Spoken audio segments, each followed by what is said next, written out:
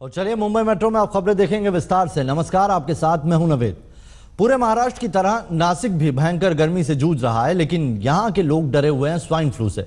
पिछले दिनों में स्वाइन फ्लू से नासिक में अब तक 19 लोगों की मौत हो चुकी है।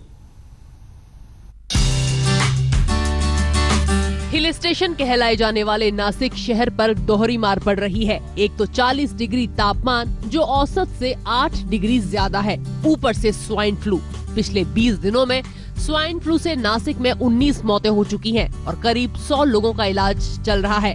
दोपहर 12 बजे से 3:30 बजे तक ज्यादातर अगर कुछ इमरजेंसी काम अगर नहीं हो तो नागरिक लोगों ने बाहर निकलना अवॉइड किया तो अच्छा हो जाएगा। जिला प्रशासन ने इस जानलेवा बीमारी से निपटने के लिए स्पेशल स्वाइन फ्लू वार्ड बनाए हैं। प्राइमरी हेल्थ सेंटर्स रहते हैं, ग्रामीण रुग्णालय रहते हैं, वहाँ के जो डॉक्टर्स है वो अगर वो सिंपल केसेस आएंगे स्वाइन फ्लू के पहले टप्पे में, दूसरे टप्पे में, तो वहाँ भी ट्रीटमेंट मिल जाते हैं। नासिक के लोगों की माने तो उन्होंने अपनी जिंदगी में ऐसी गर्मी नहीं देखी। ये गर्मी के कारण बहुत ही परेशान हो गए हम लोग। अभी मार्च में इतना गर्मी है तो अप्रैल और मई में मालूम नहीं क्या होगा।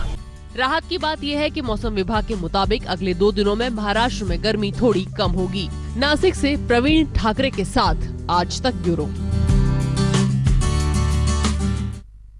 भारतीय सेना के जवान चंदू चौहान की कहानी फिल्मी है, पर जो दर्द और यातना उन्होंने झेली वो असली है।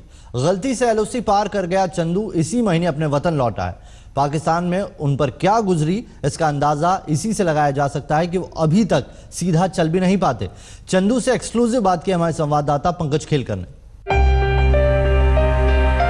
22 साल के जवान चंदू चौहान को कभी नहीं लगता था कि वो फिर कभी घर वापस लौट पाएगा। पिछले साल 29 सितंबर की रात सर्जिकल स्ट्राइक के बाद गलती से चंदू एलओसी पार कर गया था। उसके बाद शुरू हुई उसकी प्रताड़ना की कहानी। पाकिस्तान में चंदू के ऊपर जो अत्याचार किए गए उनसे सारी हदें पार हो गयी। वहाँ पकड़ने के बाद उन्होंने बोला तेरा मकसद क्या है, मारने आया, वहाँ छोड़ करने आया? तो मैं बोला मेरे को पता नहीं चला, मैं गलती से आया हूँ, मेरे को पता नहीं, रास्ता मारना है तो मार दो, यही मेरा सवाल रहा था। और मुझे जब पकड़ लिया तब मेरे को यही पता था मैं अभी खत्म होने वाला हूँ, बस यही मुझे पता था।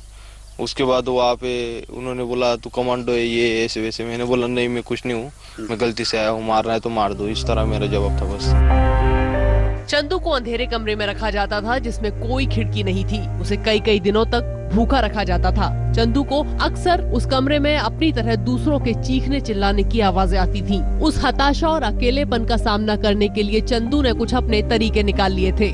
मेरे को यहाँ से खून निकला था, उन्होंने ड्रॉप भी डाला था इसमें कान में। अच्छा। कान से खून निकला था, नाक में भी थोड़ा ड्रॉप डाला था, और उसके बाद पंजों पे मारते थे लब्बर से। अच्छा। मतलब मारते भी थे, ना मरने देते ना जगने देते।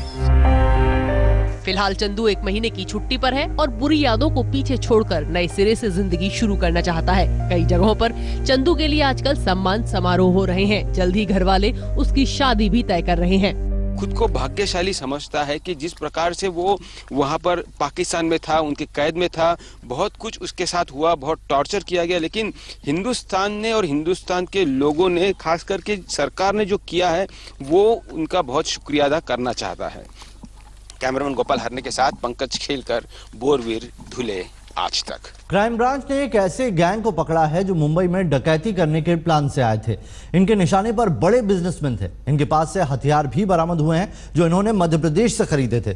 गैंग के 3 सदस्यों को तो पुलिस ने पकड़ लिया है, लेकिन अभी भी कई ऐसे हैं जो फरार बताए जा रहे हैं।